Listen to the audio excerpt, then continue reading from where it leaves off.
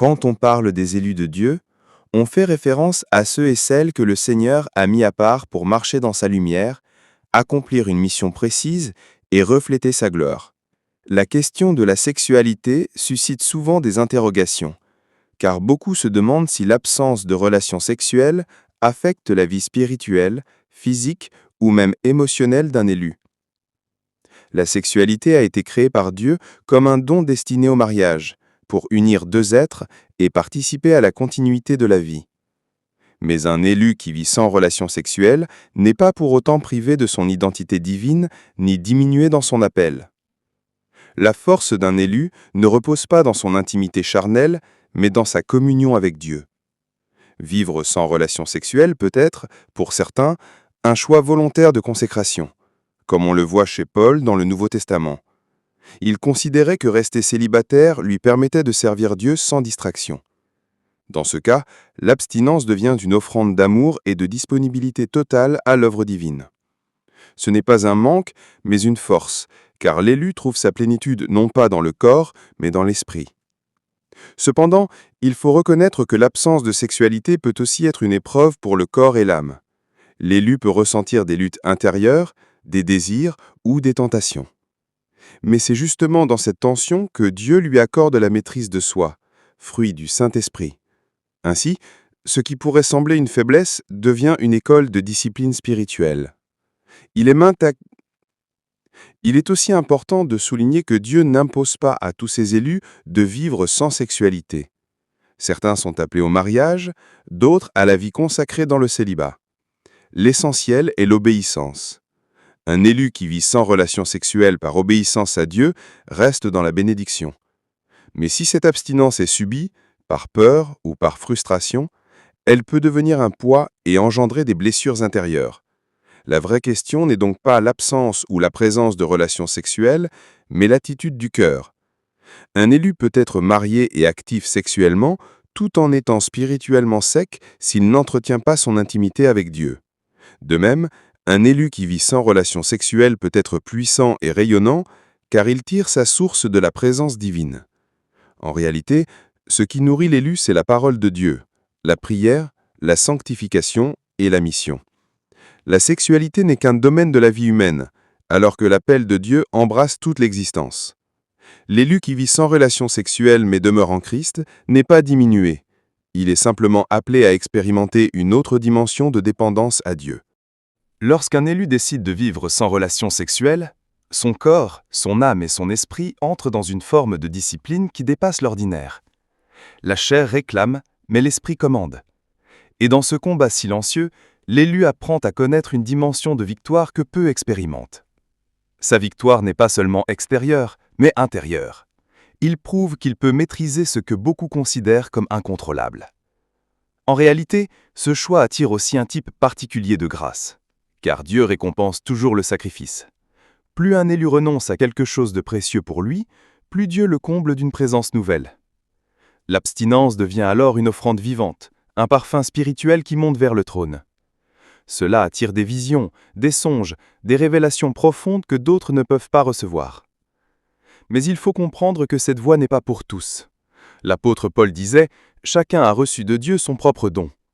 Certains élus sont appelés à la consécration totale dans l'abstinence, tandis que d'autres sont appelés au mariage pour refléter l'unité divine. Cependant, pour ceux qui choisissent de s'abstenir, leur marche devient un témoignage que l'esprit peut réellement dominer la chair. Dans les silences de ces nuits, l'élu abstinent connaît aussi des épreuves. Tentations, rêves troublants, pression sociale. Mais c'est dans ces moments qu'il développe une force intérieure rare. Il apprend à repousser non seulement les attaques visibles, mais aussi les flèches invisibles de l'ennemi. Et plus il résiste, plus il devient une forteresse spirituelle. Ce qui frappe, c'est que beaucoup d'élus abstinents manifestent une lumière particulière. Leur regard porte une intensité, leur parole une autorité. Quand ils prient, on sent que le ciel répond rapidement. Quand ils parlent, les cœurs s'ouvrent, car leur bouche ne parle pas selon la chair, mais selon l'esprit. L'absence de relations sexuelles ne les rend pas faibles, mais au contraire, elle les affermit dans la dimension divine. Ils deviennent des gardiens du feu sacré, des sentinelles spirituelles qui brûlent sans s'éteindre. Leur énergie vitale, réorientée vers Dieu, devient comme une flamme inépuisable. Et cette discipline crée aussi une grande liberté. Car celui qui n'est pas dominé par ses pulsions n'est plus esclave de quoi que ce soit.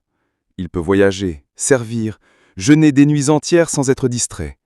Il est totalement disponible pour Dieu, totalement concentré sur sa mission. Un élu qui choisit de vivre sans relation sexuelle porte en lui un mystère.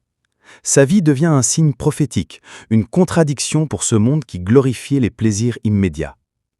Là où beaucoup pensent que le bonheur est lié à la satisfaction charnelle, l'élu démontre que la vraie plénitude se trouve dans l'intimité avec Dieu.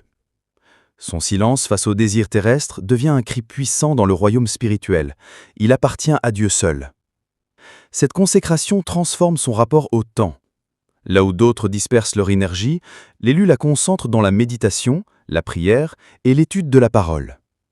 Ainsi, il gagne une maturité spirituelle accélérée. Ses pensées ne sont pas fragmentées par les combats de la chair ou les conflits conjugaux, mais elles sont orientées vers le plan divin. Son esprit reste sobre, clair, aiguisé, et cela le rend capable de recevoir des directives précises du ciel. L'abstinence de nos ciels élut une force de témoignage. Les gens l'observent, certains le critiquent, d'autres l'admirent, mais tous reconnaissent qu'il n'est pas comme les autres.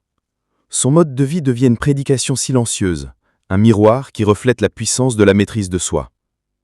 Et cette différence attire ceux qui cherchent la vérité, car beaucoup dans le monde se sentent prisonniers de leurs pulsions. En voyant un élu libre, ils comprennent que la liberté en Christ est réelle.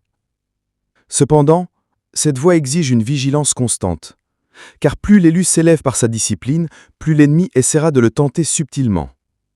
Les attaques ne viendront pas toujours de manière brutale, mais parfois par des pensées, des propositions inattendues ou même par des personnes envoyées pour le détourner. C'est pourquoi l'élu doit rester habité d'une prière brûlante et d'une veille incessante. Le choix de vivre sans relation sexuelle intensifie également la communion intérieure. Le corps de l'élu devient comme un sanctuaire mis à part. Son cœur devient sensible à la moindre direction de l'esprit. Son sommeil est habité par des rêves prophétiques, ses journées par des inspirations célestes. Il apprend à vivre dans une atmosphère où le surnaturel devient naturel. Ce chemin ouvre aussi une nouvelle profondeur de compassion. Libéré de certaines attaches émotionnelles, l'élu peut porter dans son cœur les fardeaux de beaucoup de personnes. Sa sensibilité aux souffrances des autres augmente, car son amour n'est pas limité par une seule relation humaine, mais il s'étend à un peuple, à une génération. L'élu qui vit sans relation sexuelle devient donc comme un vase vide que Dieu peut remplir sans obstacle. Sa vie devient un instrument affûté, une flèche que le ciel envoie dans des missions précises. Et plus il avance, plus sa lumière dérange les ténèbres, car son autorité n'est pas bâtie sur des compromis, mais sur un renoncement total.